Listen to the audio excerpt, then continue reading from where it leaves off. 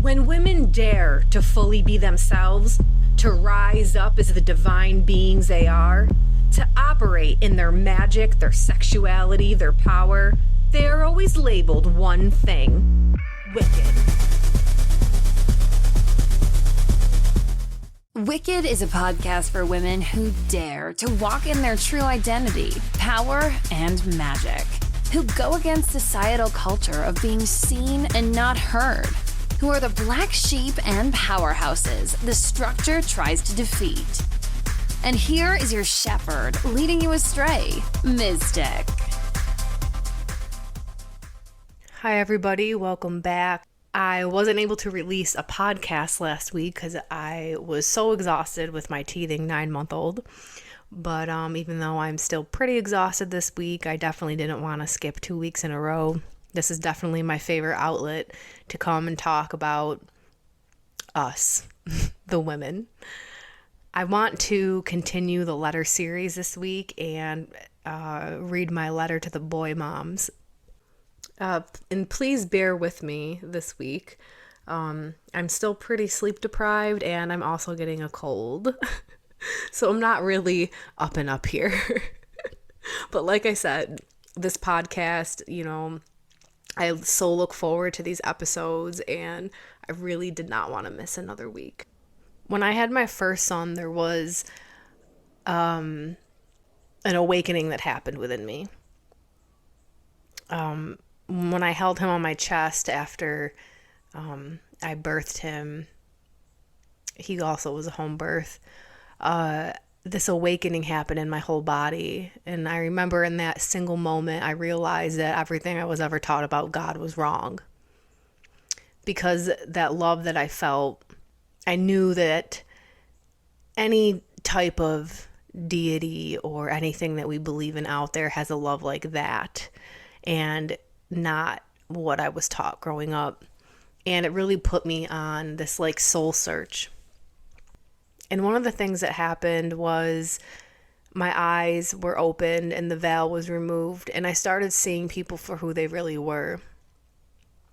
And if you're a woman listening to this who has given birth, you know exactly what I'm talking about. Because when you are in the void, and yes, I know our birthing system robs women of this, but when you're at home and you're in the dark, and your mind and your brain turn offline and you go into that void, you die. And you are birthed again as a mother. Because prior to that, you were just a maiden. And you are birthed brand new with your baby. And I remember it was like seeing everybody and everything for the first time, just like my baby. And sometimes I wonder if that is the plan, so that you can ultimately protect your baby from the people and the things that you won't protect yourself from, because you see everything in the purest form the same way your baby would. A lot of it was painful, to be honest, because the people that I thought loved and cared for me, I saw a whole other side of them. And I'm grateful for that because it changed everything. And it even happened again with my second son. And it doesn't matter if you have 1 kid or 12. Every time you go into the void and come back, you come back a new woman. I'm still swimming in the depths of postpartum right now and rebirthing myself as a new person. It's really a trip, to say the least. Anything from my old life that I try to grasp onto just slips through my fingers. Really, you just get to a point where you just have to let it all fall away and stop trying to go back to the old you. During my first postpartum, I realized I didn't want anybody around my son, especially men, that were going to influence him in some type of negative way, to be part of this patriarchy, to be part of the bullshit structure that is at play for him. I was going to raise him to be in tune with his emotions. I was going to raise him to have empathy. I was just going to let him be himself completely. And I knew if I just was open with him and acknowledged him as a human, people don't even look at kids as humans. And it weirds me out. They even say that, like, oh, he's like a human now, but he's always been a human. Social media makes it a lot worse. The things that I see people doing to kids because they think it's funny, it's like they don't treat them like human beings. I do feel like little boys get this a little bit more than the girls do because they're expected to toughen up and man up. And I vowed to myself I would never be one of those moms that tells my little boy to toughen up or man up or any of that shit. And I became very hyper aware of the men that were around him and even the women, because I didn't want him to turn into what the men are like in society today. I knew as I continued to just be observant of him and allow him to be himself and have open conversations with him all the time, that he would show me how he needed to be raised. And he did. And so I wanted to put this letter together for all of you that listen to this, that are mothers of boys, or maybe you're a father of a boy, or maybe you're just a boy, and this is a letter you need to hear. Dear boy moms, wow, do you have your work cut out for you? Not because boys are hard to raise, but because we have multiple generations of fucked up men out there conditioned to be in the patriarchy. So it makes the fuckery even worse.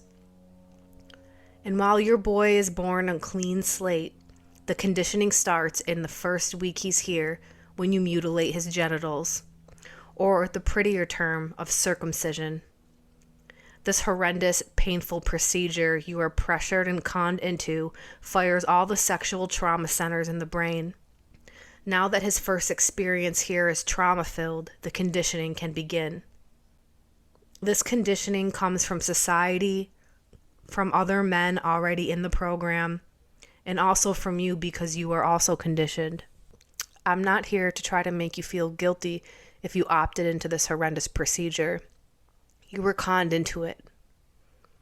You're told weird things about your son's penis, that it needs to be cut so it looks a certain way, or that little boys are dirty so they need their penis cut, or they need to match their father's penis. It's a very weird, almost pedophilic, I don't even know how to label it, but our culture has accepted male genital mutilation as the norm.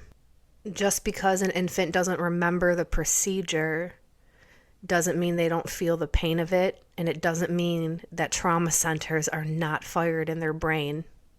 The majority of little boys grow up to be men that have sexual trauma and don't even realize it.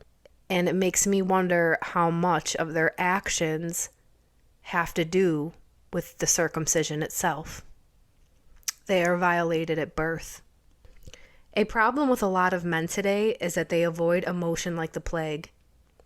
They are taught from a young age it's not okay to show emotions. So they learn to either bottle them up and become brick walls or completely void of empathy and selfish. They don't know how to have conversations about emotion and no clue how to handle them because they were never taught how to. They were taught being emotional isn't manly by fathers, friends, coaches, and just about anyone playing a role in their life. One day when they grow up to be in relationships, especially with women, they don't know what to do or how to handle our emotions and can't comprehend the emotions we bring out in them, so they stonewall their partners, get defensive, or run. You have to teach your son it's okay to have emotions. Allow him to cry. Allow him to be frustrated. Sit with him and talk about his big emotions. Ask your son about his emotions. Help him to even express them. Don't tell him he's being a baby. Let him know his tears are okay. Give him a safe place where he can express himself. Generations of trying to raise tough men just created men who have no emotional intelligence and run from conflict. That mindset of needing to raise tough men did nothing but stunt the growth of them. It kept little boys lost and afraid to admit when they are feeling emotions. And it has created adults that are afraid to reach out when they're hurting. Men are least likely to reach out when they need help, when they're depressed, when they're feeling any kind of emotion other than stable. And it's because it was trained into them when they were young that it's not okay to have those emotions because it's not quote unquote manly. So they suffer with it and they bottle it up and they swallow it down. They never let it out. They never seek the help. And it just makes their mental state worse and worse. Some of them just end up taking it out on the people that they love. Others find other mechanisms to cope with it, whether that be drugs or other addictions. But you can't expect men to have any type of emotional intelligence when you don't allow them to experiment with their own when they're little. Ladies, you need to be very aware of the type of men influencing your son, especially their father or any other man you're dating. This man is demonstrating to your son how women should be treated. Does your man treat you like a queen? Do you actually even know what queen treatment is? Or are you calling the few bones you're throwing here and there queen shit because you would rather sugarcoat shit treatment rather than be alone? Your son sees all that. And what you consider to be amazing treatment, just because you don't want to face what's going on, your son will then interpret that as, okay, this makes mom happy. And this is what dad or whoever it is in his life is doing. So I should do these things too because this is what makes women happy. Everything that you allow in a relationship in front of your son is teaching him how to treat women in the future. How does your man speak to you? Are his words soft and respectful? Does he encourage you and support you? Or does he speak to you like you are less than him? Does he put you down and speak harshly and you just accept it? Because your acceptance is telling your son that it's okay to talk to women that way. And one day he will speak to you that way, and then his partner. Whatever type of behavior you accept from a partner is telling your son it's a green light. Always remember that. You need to be very hyper aware and critical of everything that goes on from your partner because your son is going to imitate that. And every single thing that you accept is telling him yes. This isn't about you anymore and about you just wanting to stay in a relationship. This is also about your son and taking the responsibility of raising up the next generation that are going to treat women better than the current one. Stop teaching boys that teasing girls means they have a crush. I don't know where or when this bullshit started, but it grooms little girls to accept abuse as love. You're a woman. You're the one who knows how we want to be treated. Teach him the proper way even when he's young. Teach him when girls say stop or no to immediately listen. For some reason, men today can't grasp this concept. I started teaching my son this when he was 4. It doesn't matter if they are playing, having fun, or doing something mundane. Teach him that fucking no means no. It amazes me how low of a value a woman's no has in this society. In her home, in her workplace, just about anywhere. No seems to just be an invitation to keep bothering us about it until we give in. This is not okay, and you need to teach your boys young about this. When you're telling him no or to stop when he's doing something to you and he doesn't listen, you need to be firm on that. Like I said, I started my son very young on this. Even when he's playing and if a girl says, no, I don't want to play this anymore, immediately listen. I tell him all the time, when a girl says no, you immediately listen and you stop. When he's older, he'll understand why I'm teaching him this. Let's talk about responsibility. There's an epidemic of men that turn their wives into their mommies and expect us to do it all plus work and manage everyone else's emotions in the home, as well as deny ourselves completely. Listen to what I just said. Turn us into their mommies. The very thing we are struggling with started with us in the first place. It's our job to change this. I can tell you this part is something I failed at early on with my firstborn. I constantly did everything for him as if it never registered in my head that he was growing from this baby phase, and I assumed he wasn't capable of things that he most certainly was. If I continued in this way, he would grow up just to be another man that expects his wife to do all of the cooking, cleaning, housekeeping, working, and all of the other things we're expected to do. While women do in fact turn a house into a home, it doesn't excuse the men from being active participants in cleaning it. Just like I said in my first letter to the girl moms, the same goes here. Have dialogue, open conversations with your son. I feel like it's easier for people to get angry and yell at little boys because they think they can handle it and aren't sensitive, but that's the main problem. Don't let someone try to man up your boy by talking rude, harsh, or any of that other bullshit. Harshness does not make a man. It keeps a man a boy because he never was able to express himself when he was young. I feel like that there is so much that as women we want to blame men for the way they're behaving and acting. But the truth is a lot of it comes down to the way that boys are conditioned when they are younger to completely ignore themselves. My son will cry a lot over things, and he feels things very deeply and passionately.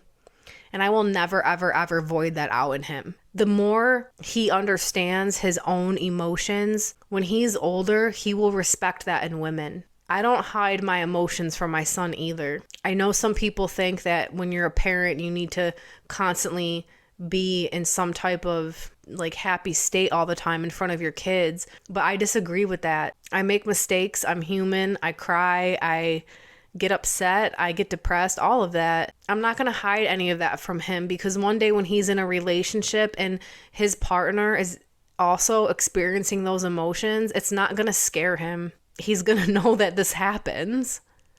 Or when I, am going through something or I'm exhausted from being on my period, I tell him that. Like, all of these weird taboos we have in our culture, like to preserve our children or something, is really just harming them. It has created this thing where children think their parents are like superheroes or something, and we're not.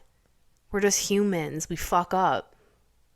And because we kind of act holier than thou over the children, when we do fuck up, it's like we can't admit it, and then they get hurt because of that. If a boy stays in tune with his emotional self, not only will he be able to better understand the women in his life, he will also be more likely to reach out for help if he gets into a situation where he's depressed or dealing with something mentally like that. He won't be afraid or ashamed. It's a huge problem in our society right now. And while women are constantly trying to call up the men to have this emotional intelligence, it's really hard to start this in later in life. And I'm not saying it's impossible, but undoing 30, 40 years of personality, basically, to become something different is hard. Just like in my first letter, how I was saying the way that you act, if you keep your untamed, wild woman self, that's an example to your daughter on how to act and behave and be, because you allow her to be wild as well. This is also important even if you don't have a daughter, because your son needs to know how to respect a wild woman, how to leave her untamed, how to not try to control her. So you have to stay strong to keep being you and not allow other men in your life who are going to try to tame you or put you down. You can't settle for half-ass men. If you want your boy to turn out into a respectful man, you have to also have a respectful man in your life. And you have to have one who's willing to do the work. If you want to raise your son to be emotionally and spiritually in tune with himself, you need to be with somebody who is emotionally and spiritually in tune with themselves. You can't expect to keep around a man who is the opposite of who you want your son to be and have them turn out the way you want. I feel like a lot of this stems from women having a fear of being alone, or that they won't make it on their own or something. It amazes me, especially because I just took a little journey back onto TikTok. What women chasing these deadbeat fucking men that aren't good for anything. They don't have a lust for life. They don't take care of them. They don't return their phone calls, and they're trying to, like, I don't know, do weird TikTok magic to get them back. It's just, why are you chasing men like this? Especially if you have a little boy. If you have kids in general, like, what kind of influence? You just want to raise more kids that behave that way and treat women that way? Everything that you green light in a partnership, just know your kids are going to repeat that at some point in their damn life. You really have to take a stand. You really have to show them what is okay and what is not. Be affectionate to your little boy. Hug him, kiss him, tuck him in at night, rub his back, and let him know that all those things are okay. Speak to him softly. He doesn't need to be spoken to in a harsh way. One of the most important things you can do for a mom of a little boy is to stay wicked in all your ways and only keep around the men that respect that. Thanks for listening to today's episode. If you want to learn how to become even more wicked, check out School of the Mystical Arts, where you will find me daily teaching and connecting. Be part of a community filled with other badass women supporting each other and manifesting their dreams. SchoolofTheMysticalArts.com. A link to a 3-day free trial is in the show notes. I'll see you there.